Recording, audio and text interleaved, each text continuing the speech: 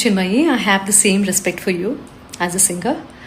And mislead అయ్యే అవకాశం ఉంది అని మీరు అన్నారు కదా, సో దాని గురించి చెప్తున్నాను నేను. ఐ నో వెరీ వెల్ ఆ స్లోగన్ ఏంటి అనేది. మై బాడీ మై విష్ అనే దానికి అర్థం ఏంటో నాకు తెలుసు. ఇట్స్ ఆల్ అబౌట్ ఒకళ్ళ కంట్రోల్లో ఉండకపోవటం. నేను ఇండివిజువల్గా పుట్టాను కాబట్టి నా బాడీ మీద పూర్తి అర్హత, పూర్తి బాధ్యత నాదే. ఎవరు కంట్రోల్లోనూ ఉండకూడదు. రకరకాల అంశాలు దీని చుట్టూరా ఉన్నాయి, అవన్నీ నాకు తెలుసు.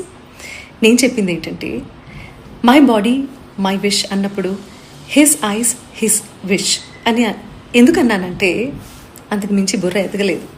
అలాంటి సొసైటీలో మనం ఉన్నాం. అంతేగాని మై హ్యాండ్ మై విష్ అంటే వెళ్ళి చేతులు విరగ్గొట్టే వాళ్ళలో ఫస్ట్ నేను ఉంటాను.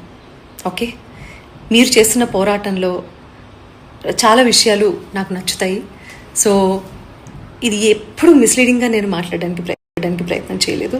మొత్తం వీడియో చూడండి, మొత్తం ఇంటర్వ్యూ చూస్తే మీకు అర్థమయ్యే విషయం ఏంటంటే, అనుభవించిన వాళ్ళలో నేను కూడా ఉన్నాను.